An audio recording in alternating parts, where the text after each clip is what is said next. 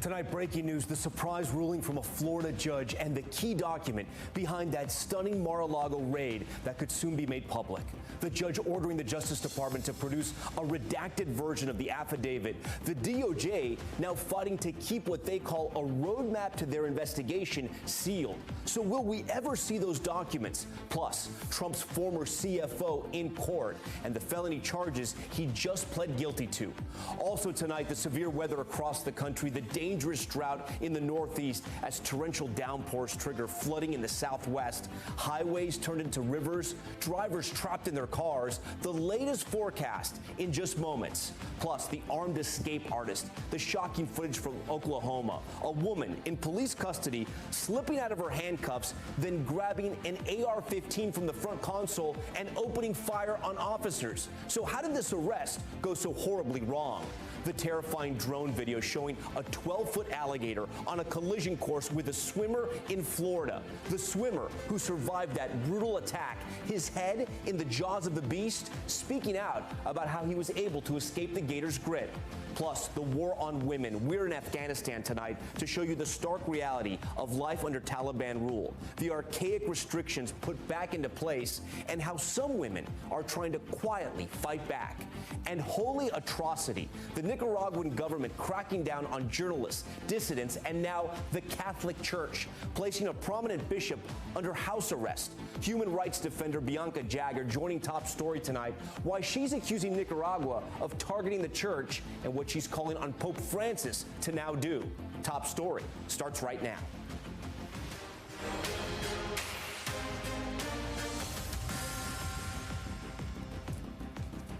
And good evening. Tonight, the American public possibly one step closer to learning what led to that shocking raid of Donald Trump's Florida estate.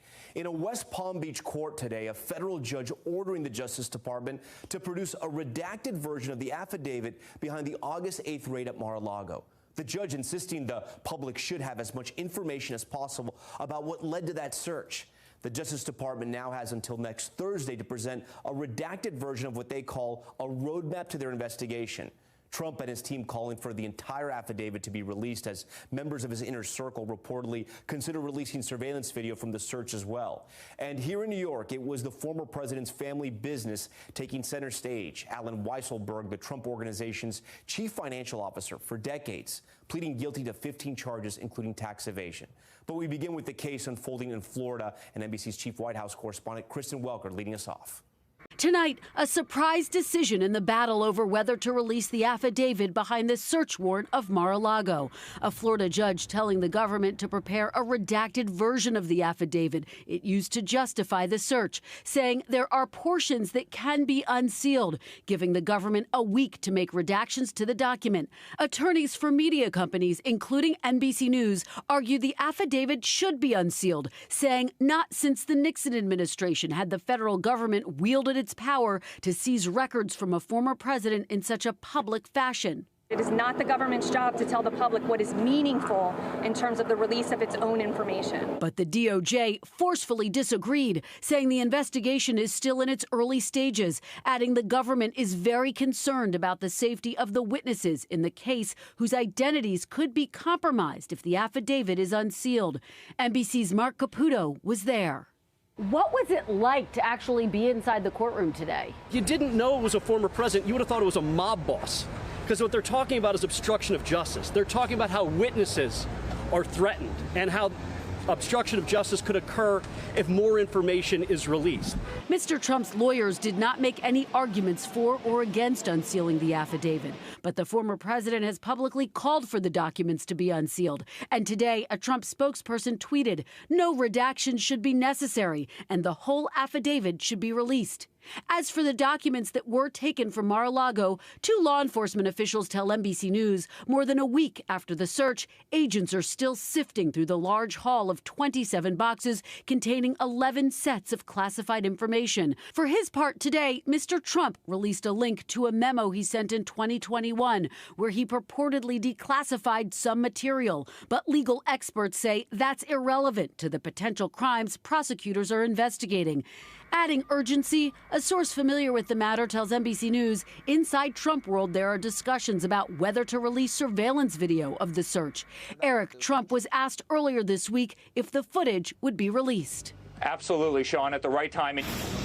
Meanwhile, in New York today, Alan Weisselberg, the former chief financial officer of the Trump Organization, pleaded guilty to tax fraud charges, admitting he took $1.7 million in untaxed perks, including free rent, school tuition, and multiple Mercedes automobiles. Weisselberg agreed to pay nearly $2 million in taxes and fines and serve 5 months in jail. As a part of the plea deal, Weisselberg is expected to provide information about those business dealings, but not about his former boss. All right, Kristen Welker joins us now live from the White House tonight. Kristen, we know that the former president's lawyer said that the Trumps were watching the FBI raid Mar-a-Lago through the surveillance cameras. You mentioned that in your report, but we now know the Justice Department is expressing concerns tonight about the former president considering releasing those surveillance videos. That's absolutely right, Thomas. Senior DOJ official says they are extremely concerned about the safety of agents whose faces might be exposed by this video, calling the danger real. Still, a source familiar with the former president's deliberations tells me the decision is not imminent. And there's a little bit of news at this hour, Tom. We're learning new details late tonight about the former president's fundraising. Two sources familiar with the matter told NBC News just moments ago that former President Trump's Political Action Committee topped $1 million on at least 2 days after the August 8th search of his home. One of the sources saying that they had the best fundraising days since the former president left office. Tom. All right, Kristen Welker with some new reporting tonight for us here on Top Story. Kristen, we thank you. We're following more breaking news tonight. Flood watch is in effect as severe weather slams the Southwest. Heavy rain and flash flooding. Take a look, closing all lanes of major highways in Gallup, New Mexico. And a tractor trailer, you see it here, still trying to plow through that. That is a lot of water. In Fort Worth, Texas, rapidly rising waters trapping cars and forcing emergency response vehicles to rescue several motorists out there. I do want to bring in NBC News meteorologist Bill Cairns to walk us through it. So, Bill, what's next for these storms? They're going to be moving from Arizona to New Mexico and eventually to Texas. But Texas needs the rain, but we don't want flash flooding, of course. So this is the map showing all the people that are at risk of flash flooding as we go throughout the rest of today and into the next 2 days. About 22 million people in most of Arizona and almost all of New Mexico. Now, as we watch the moisture, especially in areas of Mexico, that's going to be lifting northwards. We're expecting some very heavy rain Friday and Saturday in areas that don't typically get a lot of heavy rain. That's why we have a moderate risk of flash flooding, including Phoenix and Tucson over to Silver City. And then we're going to shift it ever so slowly towards New Mexico and into areas of North Texas by Saturday. And then by Sunday, that heavy rain threat is going to be in areas that have been in the worst drought they've ever experienced. We're talking about you, Dallas. You have a chance of getting significant rainfall, especially the tail end of the upcoming weekend. 3 to 4 inches of rain could be widespread. Again, we want it, but we don't want it all at one time and the chances of getting flash flooding. And here's our latest drought map. You notice we are extreme in areas around Dallas and East Texas. So, Tom, this would be welcomed rainfall. We desperately need it in areas of Texas. All right, Bill Cairns for us tonight. Bill, we thank you for walking us through all of that.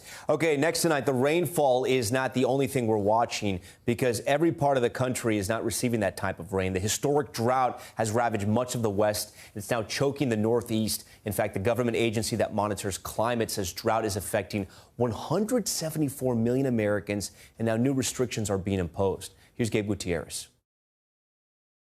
These are not images from the desert Southwest. They're from Massachusetts. The new weekly drought monitor out today shows that more of the Northeast is now under extreme drought conditions. I'm kind of worried because my house also, the grass is dead. Nearly all of New Jersey, Connecticut, and New Hampshire are also in varying levels of drought. Dairy farms in Vermont are struggling to feed their livestock. New York's Rockland County is declaring a Stage 2 water emergency, instituting mandatory restrictions. Starting today, you could only water lawns on certain days here.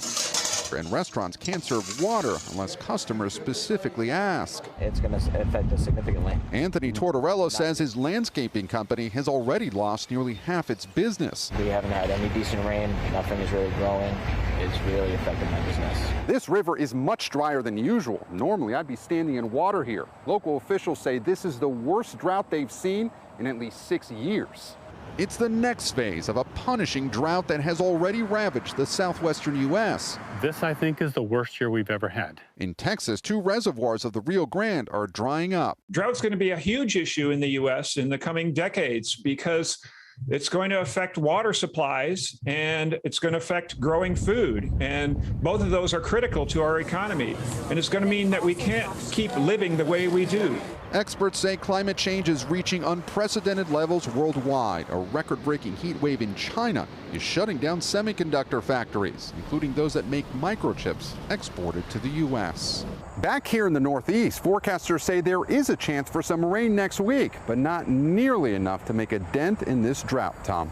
All right, Gabe, we thank you for that. We turn now to Kansas and some disturbing allegations against a former police officer there. The 20-year veteran of the force in court today charged with 24 counts of sex crimes, and police say he may have committed his crimes while in uniform. NBC's Stephen Patterson has more.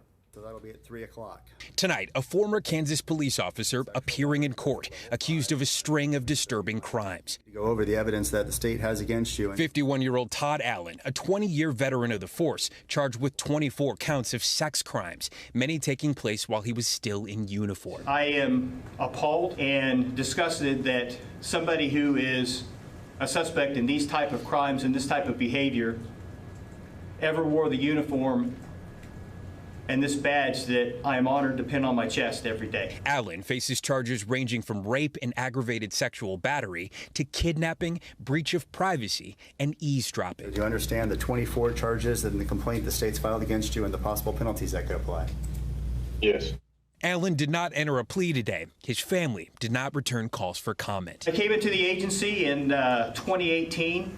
Shortly thereafter, within 3 weeks, we had a sexual assault that occurred in one of our parks here in the city of Hutchinson. And at that time, I was notified by my staff that that assault was related to a series of assaults that had been occurring in the city of Hutchinson since 2012. Most of the accusations against him come from a 6-year period while he was serving as a patrol officer. Some victims claim their attacker approached them saying he was a police officer or security guard, convinced them to get out of their cars, and then assaulted them. Police work can be conducive to sexual misconduct because most people perceive police officers as individuals who are in charge. And so not only does it create intimidating acts, so when a police officer tells someone to do something, most people will act in accordance with what the police officer orders. In November 2018, Chief Jeffrey Hopper held the first public press conference on the issue. You never know what type of information may actually break the case for us. After the news conference, police say the incidents appeared to stop, and around the same time, Allen resigned from his post, ending his 20-year career. But according to charging documents, police allege Allen resumed criminal behavior in 2019. We started having a series of prowler calls and window peeping calls that were occurring. It was those more recent crimes that led them to make the arrest. Sergeant Leslie and Lieutenant Lepp were able to piece those cases together and gather enough information that led them to believe that those prowler calls were related to the sexual assaults that had occurred between 2012 and 2018. The district attorney's office this morning filed charges in those particular cases, and a warrant was issued. All right, Steve Patterson joins us now from L.A. And Steve, another thing interesting about this case, even though the suspect here was one of their own, allegedly one of their own, the police department never classified these as cold cases. They kept investigating them? At no point, Tom. In fact, the chief says those cases remained active and is always assigned to a detective where they were actively worked for years. Meanwhile, authorities clearly believe more victims are out there. Tonight, they're calling on the public to come forward. Tom. All right, Steve Patterson for us. Steve, we thank you for that. We want to go to some shocking images coming out of Oklahoma where a woman in custody managed to slip out of her handcuffs, grab an AR-15, and then open fire on police. That near-fatal moment leading to a tense standoff with law enforcement. NBC's Maya Eaglin has the video and the story.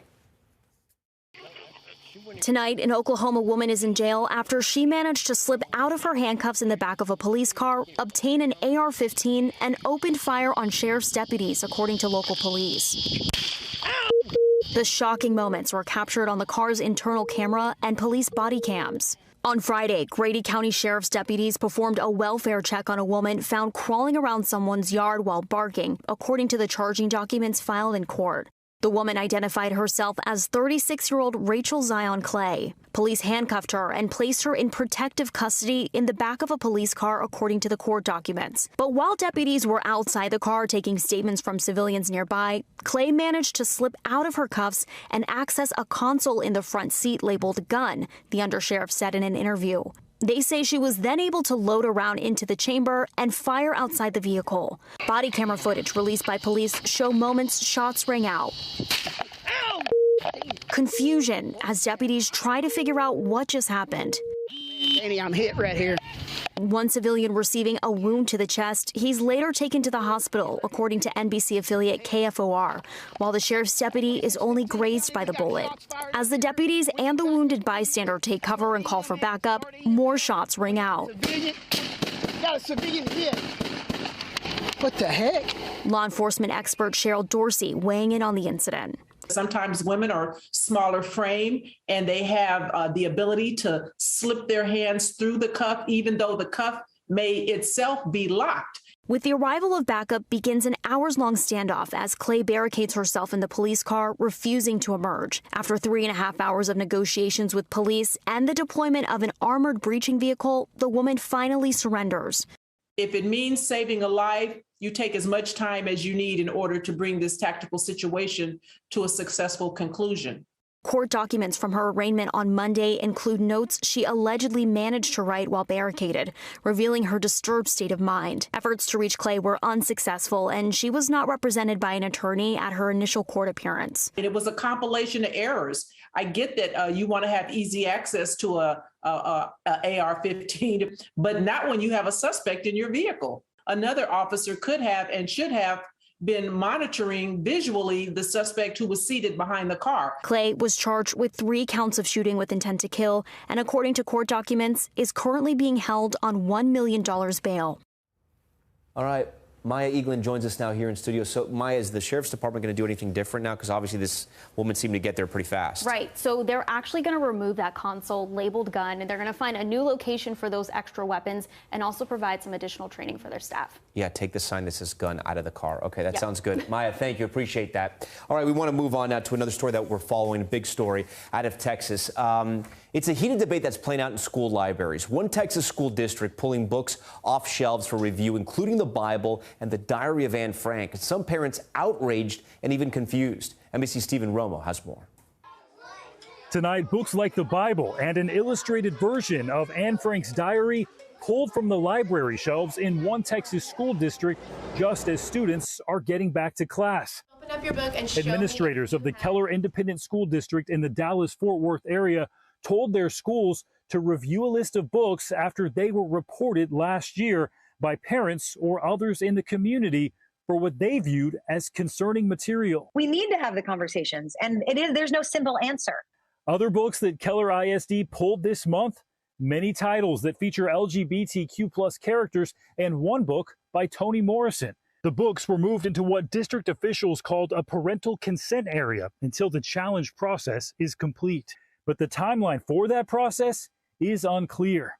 Last school year, such complaints were resolved by committees of teachers, administrators, and parents, and the books they approved were returned until this week. All of the books that had passed the challenge committees last spring were now being pulled back off of shelves because all of the outcomes were ultimately overturned. Lainey Hawes is a Keller parent who was on the book review committee for Anne Frank's illustrated diary last school year.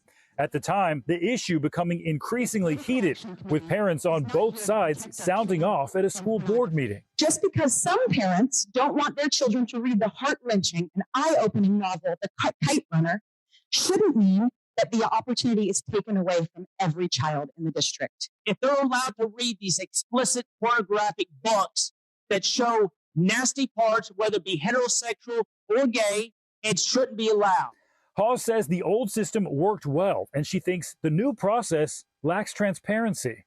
There was a really great system, a thoughtful system put in place by the school district for us as a community to decide what to do with these books. And we did it, and we came to a conclusion. Not only that, but a unanimous conclusion And then this new school board came in and said, oh, well, we don't like your conclusion. Late last year, Texas Governor Greg Abbott told the Texas Education Agency to ensure pornography and obscene content were kept out of schools, though no clear definition of either term was provided, sparking a slew of new guidelines across the state, like those in Keller, where district officials told NBC News in a statement these books needed to be pulled again for further review. That Superintendent Dr. Rick Westfall wrote to parents saying in part, I want to assure you that Keller ISD is not banning the Bible or the Diary of Anne Frank, and that he anticipates those two books will be back on the shelves, quote, very soon. He went on to point out that employees have been attacked online and by phone over this issue, something parents like Lainey say is not the answer. I don't think that our teachers and librarians and staff are to blame at all. All right, Stephen Romo joins us now. Stephen, it sounds like the parents were caught off guard and they're still a little confused. So what's happening now?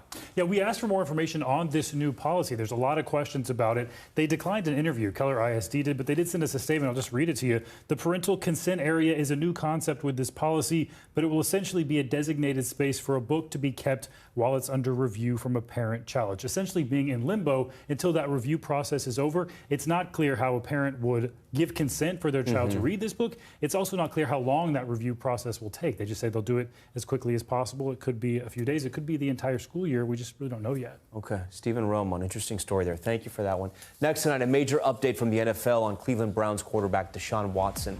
The league extending his suspension to 11 games and ordering him to pay the largest fine in NFL history after 24 women accused him of sexual misconduct. NBC News correspondent Jesse Kirsch has more. Tonight, Cleveland Browns star quarterback Deshaun Watson's fate sealed by the NFL. He will sit out the season's first 11 games without pay, is being fined $5 million, and must commit to mandatory evaluation and treatment. This after 24 women filed lawsuits against Watson for sexual misconduct in massage appointments. All but one settled, and grand juries twice declined to indict him criminally. He maintains he did nothing wrong. I've always stood on my innocence and always said that I've never assaulted anyone or disrespected anyone, and I'm continuing to stand on that. But at the same time, I have to continue to push forward with my life and my career. Earlier this month, an independent disciplinary officer found the allegations of nonviolent sexual conduct Watson faced were more egregious than any before reviewed by the NFL. She suspended him for 6 games, a punishment some thought was too lenient. The league appealed the 6-game suspension, paving the way for today's settlement. People deserve second chances. Is he never supposed to play again? Is he never supposed to be part of society? Does he get no chance to rehabilitate himself? And that's what we're going to do, okay? And you could say, well, that's because he's a star quarterback. Well, of course. All right, Jesse Kirsch joins us now. Jesse, Watson's initial 6-game suspension, as you highlighted in your report, was widely criticized as not harsh enough. How is today's decision being received? Yeah, Tom, late today, word coming from one advocacy group, RAIN, saying Deshaun Watson had a chance to show he could change, and he immediately blew it. His comments to the media make clear that he doesn't really accept any responsibility for his actions. The NFL, in announcing this agreement, says that in addition to Watson's $5 million fine, the league and the Browns will both be making $1 million donations to groups working to combat sexual misconduct and violence. Watson's first game back on the field for the Browns will be in Houston against his former team, the Texans. Tom? All right, Jesse, thank you for that. Still ahead tonight, Salman Rushdie's alleged attacker appearing in court. The 24-year-old brought before a New York judge. How the suspected stabber pleaded to attempted murder charges. Plus, the shopping scare in Massachusetts, how an SUV ended up on the mall's second story. And the shocking drone footage, swimmer versus an alligator. How a triathlon athlete fought off the massive 12-foot animal and lived to tell the tale. You'll hear from him when we come back.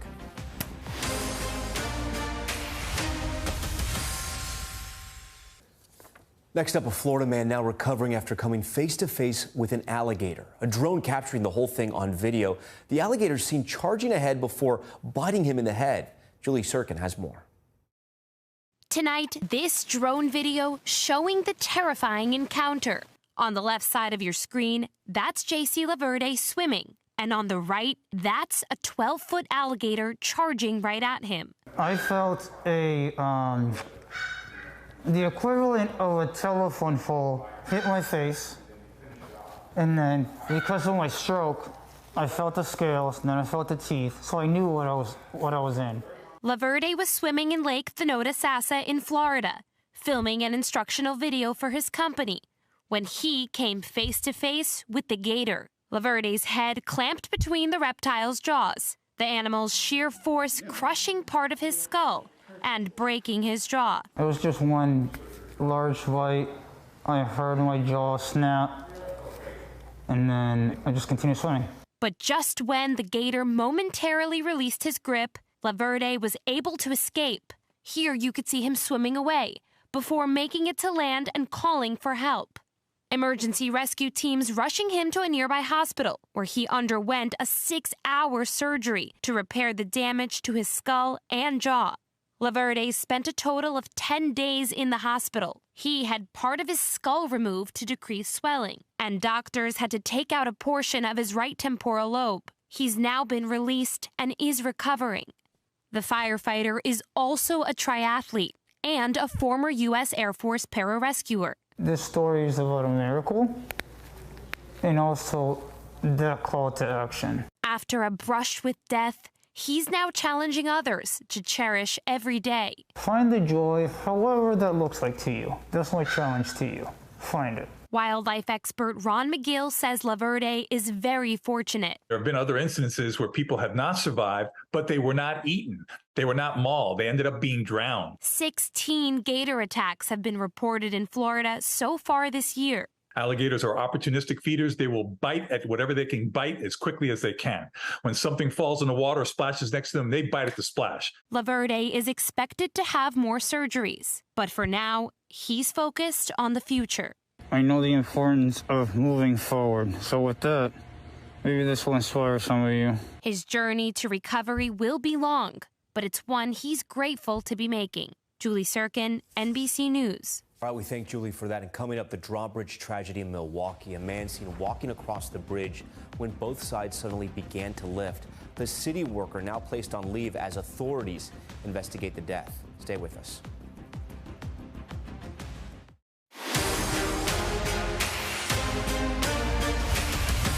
All right, we're back now with Top Stories news feed, and we begin with the man accused of stabbing author Salman Rushdie, now indicted by a grand jury in New York. 24-year-old Hadi Matar arraigned in a Chautauqua County courtroom, pleading not guilty to second-degree murder and second-degree assault.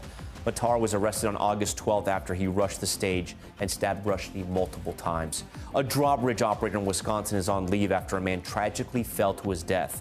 Surveillance video showing Richard Dujardin nearly halfway across the bridge in downtown Milwaukee as both sides began to lift. The 77-year-old, who was visiting from Rhode Island with his wife, reportedly hanging on for several minutes before he fell and died. The city says it is investigating that accident. And a scary moment for shoppers in Braintree, Massachusetts. Take a look at this. An SUV driving down the second story of the South Shore Plaza Mall. Police say an elderly woman accidentally drove her car from the parking garage and made it about 60 yards before she was stopped. Luckily, no injuries were reported. All right, we want to turn now to Money Talks, what consumers and investors need to know from the business world and beyond. The once red-hot housing market turning cold, homes selling at the slowest pace in recent years due to limited supply and rising mortgage rates. Emily Aketa has the story. More signs the red-hot housing market is chilling. Existing homes are selling at the slowest pace in nearly 7 years, with the exception of the start of the pandemic. How would you characterize the current housing market? Well, several experts now have said that the housing market is in a recession. Home sales are down 20% compared to last year. What's behind the slowdown? The slowdown is simple. It's just because of affordability. Affordability hammered by prices up 10.8% from a year ago, limited supply, and rising mortgage rates. When Sophia Silva started looking for her home in Chicago, a 30-year fixed mortgage rate hovered around 4%. By the time she closed on her new place, that number hit 5.5%, meaning a difference of several $100s in her monthly payments. I kind of panicked and thought maybe I shouldn't do it anymore. Now, the 28-year-old social worker is relying on a second job to make ends meet. I have a great career, like 9 to 5, where I have my master's that I've been working in years now, but that was not going to cut it. And while today's numbers show median home prices fell month to month for the first time this year, declines in July are typical, and overall prices remain high, north of $400,000. Sticker shock pushing more Americans to rent. Rents are sky high, and that makes it even harder to save for a down payment.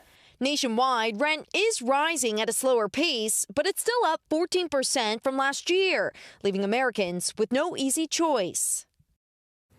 All right, Emily joins us now in studio. Emily, it doesn't seem like it's good for anyone, whether you're buying or renting, whether you're a realtor or a builder. So what happens if you do want to try to buy a home in this market right now? Yeah, it's very complicated to understand. We are beginning to see a shift in power in what has for a long time been a seller's market. So buyers are gaining at least some degree of leverage right now. But as we see demand drop, and that means there is thinning competition, so good news for buyers there, experts worry that builders could begin to pull back on housing, and that could in turn mean inventory shortages could linger for potentially years to come, Tom. Emily Aketa for us tonight. Emily, we thank you for that. We want to stick with the economy now, the impact inflation is having on retail brands. Household names like Target and Kohl's reporting weaker than expected earnings. We told you about this last night. As consumers look to cut costs amid rising prices, other retailers like BJ's Wholesale beat estimates showing shoppers are changing spending habits to fight back against higher costs. Bill Simon joins Top Story tonight. He's the former president and CEO of Walmart and a board member of Darden Restaurants and Hanes Brands. Bill, thanks for joining Top Story tonight. I wanted to have you on because I want you to explain what's going on here. So let's start with Target. 90% drop in profit from last year. They're slashing prices from unwanted inventory, and their profits took a hit. Explain to our viewers, after many months of supply chain issues, how do they end up with so much excess, and do you expect other companies to report similar problems? Yeah, and that's a great question. Target's a good company, a really good company, well run. And for them to end up in a situation like that, and Walmart's in a similar situation, will give you an idea just how bad the supply chain problems were. They ordered a lot to try to get ahead of the issues. The product came in late, and then it all came in at once. And right about the same time, demand slowed, particularly for general merchandise products, so that Target is heavy on, and they found themselves in that situation. They did a good job. They did the right thing for the business and cleared it out this quarter and went and took their pain so that they could be in good shape heading into the fourth quarter, which is critical for retail. On that point, I want to talk about the holiday shopping season, which is right around the corner. What should customers expect? What do you think is going to happen for the shopper looking to shop as Halloween, Thanksgiving, Christmas, all these holidays start to stack up? Yeah, honestly, it's really started already. That gauntlet for retailers that makes or breaks their year begins with back to school. And so it's underway right now. And, from what I'm seeing in stores, traffic's a little bit light, but it looks low. The retail inventory is matching a little bit light. So I expect it to be reasonably profitable for them, though a little bit soft. As you head into, Halloween and then Thanksgiving and Christmas, my experience has been no matter what the economy, Christmas comes. Now, the gifting is a little bit different. It goes more into needs instead of wants, but consumers will have Christmas. And will the prices be higher? Will there be sticker shock? And should customers try to shop earlier than they usually would to make sure things don't run out? I think customers will be looking for sales. I think they'll be stunned by the pricing. Pricing is very high. The biggest news of this week, in fact, with all the retail announcements, in my view, was Walmart's, comment that food inflation was mid-teens, 15% food inflation is brutal. So that'll put a lot of pressure on pricing in general and on consumers' ability to pay. So I expect inflation to continue to be strong. And that leads to my final question here, Bill. You were with Walmart during the 2008 recession. Obviously, we're not there yet, and some economists think there could be a possibility we don't have a recession altogether. But where do you think we're headed? I don't think it really matters what you call it. The consumer's just taking a beating right now, just a literal beating. Now, it's this virtuous loop because we're near full employment and we have high wage growth and we have high inflation. So this loop just keeps feeding itself and it keeps feeding itself. And unless the loop gets interrupted, it's hard to see where it ends. All right, former Walmart CEO Bill Simon for us tonight. Bill, we thank you. Now to top stories: global watch and wildfires in Italy, sending dozens fleeing, including fashion designer Giorgio Armani. New video shows fires burning on the Sicilian island of Pantelleria, a popular tourist destination. Roughly 30 people fleeing the island, including Armani, the designer, and several others escaping by boat. Authorities believe an arsonist may be to blame for that blaze. And officials in Sudan revealing the scope of the devastation during this year's deadly flood season. Authorities saying floods across the country have killed at least 77 people since May, more than 14,000 homes destroyed. The UN now reporting the number of people impacted by flooding this year in Sudan has doubled since last year. And in Afghanistan, the death toll growing after a bomb went off at a crowded mosque in Kabul. At least 21 people killed in the blast, including a prominent church official. More than 30 people injured, among them several children.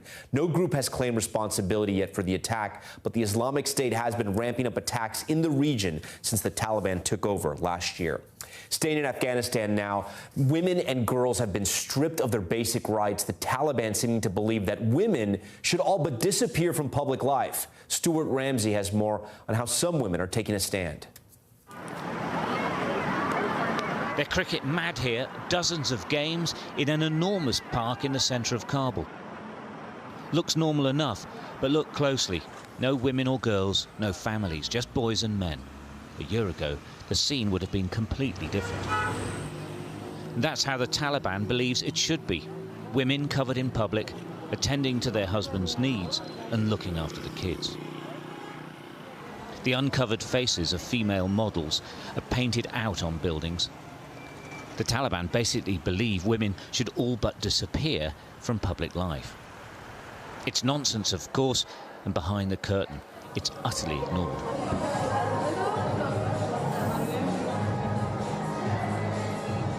Beauty salons were initially closed, but the women owners are the main family breadwinners, so they've been allowed back. For special occasions, particularly weddings, they come for hair and makeup. They have for generations, and it's not un-Islamic. But the relationship with the Taliban's morality police is tense.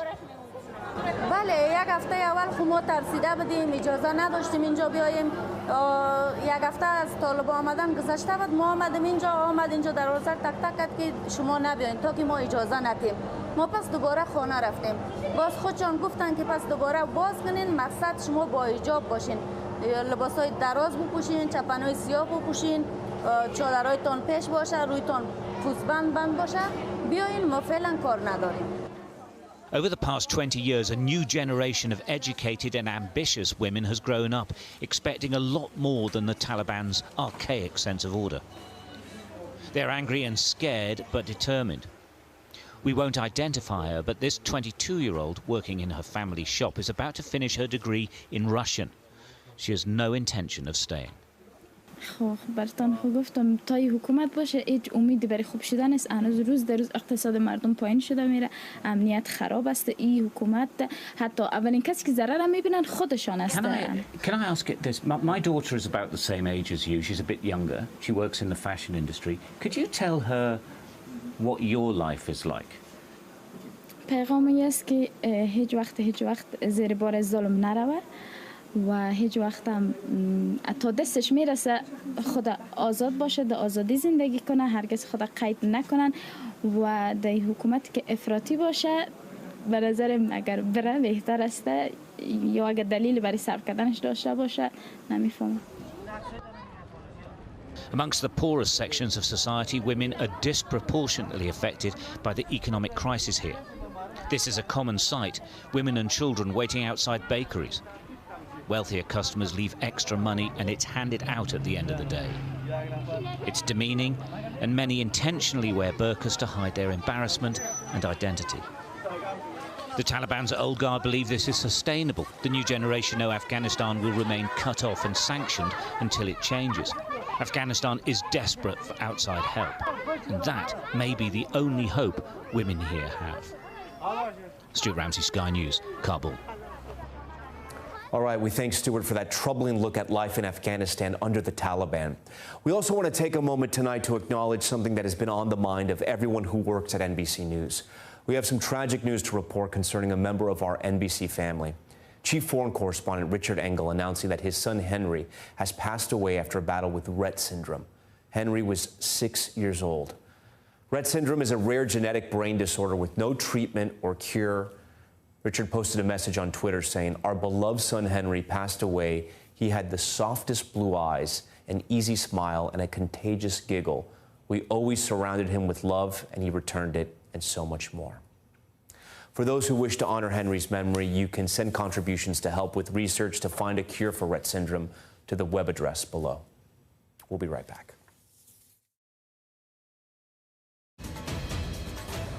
All right, we're back now with the Americas and to the growing tensions between Nicaragua's government and the Catholic Church. The country's president, Daniel Ortega, now being accused of detaining church leaders, canceling Catholic events, and shutting down religious radio stations. Telemundo's Dunia Elvir has more. In Nicaragua, President Daniel Ortega is taking aim at a new adversary. The Catholic Church. For 2 weeks now, police have surrounded the house of Bishop Rolando José Álvarez, held under house arrest, accused of conspiracy against the government. He querido salir a la catedral a hacer la hora santa, la Santa Misa, pero obviamente las autoridades superiores no han dado permiso. These videos posted by the Matagalpa Diocese show Álvarez offering Mass outside of his house, watched closely by armed Nicaraguan police.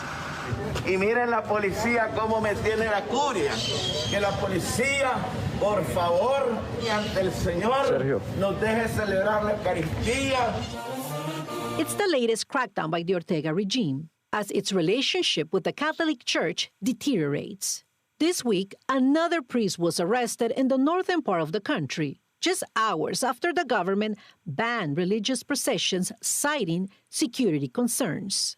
So far, 7 Catholic radio stations have been taken off the air, many of them led by Bishop Álvarez. Tension worsened earlier this month when Ortega expelled 18 nuns from Nicaragua, deeming them a threat and accusing their organization of breaking the country's strict laws on nonprofits. The crackdown seen by many as punishment to those accused of opposing Ortega's authoritarian government and his own bias towards the Catholic Church, which many say is rooted to peace talks in 2018, when the Catholic Church tried to mediate talks between anti-Ortega protesters and the Nicaraguan government. His house arrest now being condemned across the Americas. Nicaragua al dictador de Daniel Ortega que cese la persecución contra la Iglesia Católica. In the meantime, caught in the middle of this conflict, believers continue praying for a peaceful resolution and even divine intervention. Dunia Elvir, Telemundo. Our thanks to Dunia Elvir from our partners at Telemundo. The Catholic Church is the latest in a long line of targets for the Ortega regime, the president targeting political opponents, outspoken leaders, and the press. Last year, ahead of the presidential election, 7 opposing presidential candidates were arrested. This year alone, more than 1,000 non-government groups have been forced to shut down. And last month, Ortega cracked down on the country's leading national newspaper, taking control of its offices and arresting 2 of its employees. This as the government continues to prosecute and jail dozens of Ortega's political opponents. For more on the government arrest in Nicaragua and what's happening there, I want to bring in human rights defender Bianca Jagger, who is from Nicaragua and joins Top Story tonight from London. Bianca, first of all, thank you for joining our broadcast. When you see the images of bishops under house arrest and reports of churches being shut down and priests being arrested, what's been compelling you to speak out? Because it's impossible if you're from Nicaragua to ignore these images. I have been speaking against the repression in Nicaragua for years. In fact, I was in Nicaragua in 2018 and March, in the big march on the 30th of May, on Mother's Day, when Daniel Ortega ordered the killing of 19 people, most of them students, and 80 people throughout the country. But the idea that today in Nicaragua, you have a bishop that is a highly respected, a very courageous man that is under house for arrest, that is he's being kidnapped, by the police and the riot police in Nicaragua, that he's not been allowed to go and officiate mass, and that he's not been allowed for the last 15 days, that no one can get in to bring them food, drinks, and medicine. That is inconceivable. Today, you have 3 priests that are in jail. You have other priests that are being kidnapped and that are being held hostage in the parish house. And so I feel that it is important that someone like me, who is a Catholic, who is outside and who can speak, that I use my voice to denounce what's happening in Nicaragua and to appeal to His Holiness Pope Francis to speak out, to intercede, to and Bianca, on that point, I want to read you something you've said before about this. On the Pope, you've said, "I am deeply saddened and concerned, surprised by the silence of the Holy Father." How would you like to see Pope Francis intervene? I would like to see Pope Francis speak out, not to forget his Catholic Church, his bishops, his priests in Nicaragua, and that he appeals, that he condemns what's happening in the country, at least that he says a prayer for the people of Nicaragua and for his church. I am deeply saddened as a Catholic to think that he has never spoken, that he has never intervened, never intercede on behalf of the bishops and of the priests that are being brutally and violently persecuted in Nicaragua as we speak. It is so important that he doesn't forget that his priests and his bishops are being the victims of a relentless and brutal persecution. My last question to you, Bianca, what do you hope happens? What do you want to happen? And if you could speak to President Ortega right now, what would you tell him? I hope that you will be held accountable and that you will be brought to justice for the crimes against humanity you have committed. But if you have any hope to redeem yourself, you should release the 190 political prisoners that have been tortured by your regime, and certainly you should release and stop the persecution of the bishops, of the priests, and of the Catholic people in Nicaragua, and let Monsignor Rolando Alvarez walk free, and let the other priests be able to officiate mass. Please allow us to have a free press, free election, and a democracy in the country. Bianca Jagger for us tonight here on Top Story. Bianca, we appreciate your time and everything that you're doing. Thanks for joining Top Story tonight. All right, when we come back, we're going to show you a story that you will not forget. 2 brothers and the incredible act of generosity that their community just did. It'll probably bring you to tears. Stay with us. Finally tonight, a Texas-sized act of kindness for 2 brothers. Their home was severely damaged in hurricanes and ice storms. It was in desperate need of repairs when their community in Katy, Texas came together. And what that community did has left the brothers and us speechless. In the last few years, Texas brothers Jalen and Julian have lost so much, including both their parents. 22-year-old Jalen promising his mother he would take care of younger brother Julian. Try my best to keep him in check. Make sure he doesn't get in trouble. And make sure he's loved. And that's not all. Jalen raising his younger brother while also taking care of the family home, badly damaged during Hurricane Harvey. And things only got worse when a deep freeze hit Texas last year. At one point, I was just done with the house. I was ready to sell it at one point and just didn't want to, it's too much weight on my shoulders, couldn't do it. That's when a local nonprofit called Katie Responds stepped in. There's just no way they could have lived in it and probably would have never fixed it. They'd have probably lost it. With volunteers and donations from community members, Katie Responds remodeling the entire home in 3 months. I want you to have a safe place to live. I want you to be able to not worry about your home for a few years. And now, after months of hard work by volunteers on plumbing, painting, and more. This is what we do. It's hard work. It's not profit work, but it's why we do it, is for those guys. This one. It left Jalen in awe. I love it. I'm speechless. It's way more than we asked for. Completely grateful. And 12-year-old Julian moved to tears by the kindness of his community. I'm so happy to see that there's good people, now that, like, I just like the way that we've been treated. I just didn't think anything good would happen. Two brothers who just had each other, now with something more to share. What an act of kindness. We hope they enjoy that home. We also want to thank our Houston station, KPRC, for their help on that story. I'm Tom Llamas in New York. Stay right there. More news on the way.